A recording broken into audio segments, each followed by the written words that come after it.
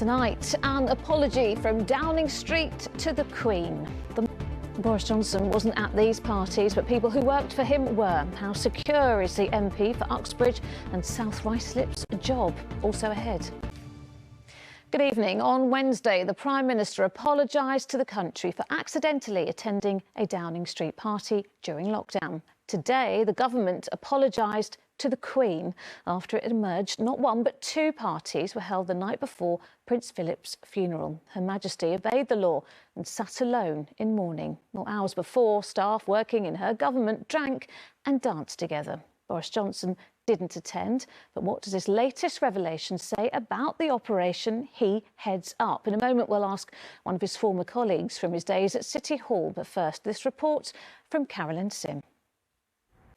Well, joining me now is Colville Ranger, who was Director of Transport Policy at City Hall, working under Boris Johnson during his time as London Mayor. Colville Ranger, thank you so much for joining us this evening. So we've heard there from the people of Windsor, we've certainly heard from the opposition, we've heard from Boris Johnson's supporters as well. But just tell us how you reacted to the news which broke yesterday about these other two parties now happening on the eve of Prince Philip's funeral. Leadership. As I said, you worked closely with Boris Johnson during his first term as London Mayor. What kind of a leader was he, would you say? It was a fantastic time then, not a very fantastic time right now for Boris Johnson, for a lot of people who'll be watching this programme tonight and gone through the last 2 years that we've gone through. What I'm really trying to get to the bottom of really is this culture that people are talking about that exists at Number 10 that allows a series of parties and events apparently to continue during lockdown, and this in particular now on a time of national mourning as well. What does that say about Boris Johnson's leadership and the culture and the tone that he sets at Number 10? A very quick answer for me, if I can get one, please. Should Boris Johnson go? Well, of course, much more on the party fallout on ITV News, which continues after us. Here's Charlene. Well, here, detectives investigating a rape in Southwark are appealing for witnesses. And in Croydon right now, people are gathering to stand together against youth violence. Last year, a record 30 teenagers in London were murdered. 5 of those tragedies happened in Croydon, more than in any other borough. Our reporter, Ria Chatterjee, is at a vigil in Croydon tonight. Ria. The Chinese embassy in London has denied claims from MI5 that a spy infiltrated Parliament and influenced some of our MPs. Barry Gardner, the MP for Brent North, received £400 worth of donations from a Chinese lawyer called Christine Lee. That money was declared, and the former Labour frontbencher says it didn't have an impact. Our senior correspondent Ronke Phillips has the latest. Weekend weather still to come, plus. But first, to a story 500 years in the telling. John Blank was a trumpeter who served in Henry VIII's court. He's thought to be the first black Briton to have an image of him recorded. Well, this afternoon, on the site of an old Greenwich palace where he worked, a plaque was unveiled in his honour. Accompanying the moment, a fanfare of trumpets, of course. Anna Geary reports.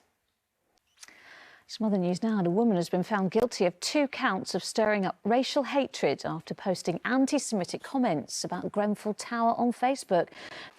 The bank branch of the Northern Line will close this Saturday for 17 weeks while improvement works take place. During the closure, work will...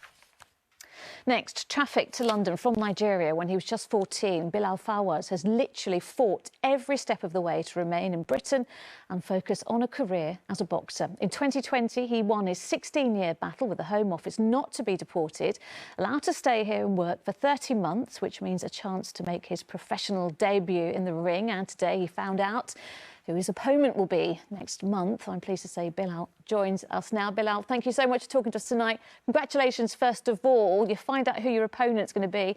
Can you tell us more, please? Long fight, hasn't it, to get here? I'm going to use that, the analogy, the fight analogy quite a lot here. But, you know, what's it feel like to finally be at this point when you can enter the professional ring and focus on the career you've always wanted? I have to say, sincerely speaking, on the fight and the kind of immediate future for you. But it has been a very difficult time, not just that 16-year battle you had with the Home Office, but of course we've been in a pandemic as well. You've been in lockdown. As a sports person, how difficult is that to deal with? Can you tell us who it is? All right, now staying with sport, remember those scenes when England Roses took Commonwealth gold in netball 4 years ago? Well, their title is on the line this summer. Ahead of that, the quads returns this year to the Copper Box Arena. Australia, South Africa and New Zealand are here to take us on. And we're the favourites. No pressure. Here's Rachel Brown. Lovely sunny day today. Will it carry on into the weekend? Here's Lucy with the weather.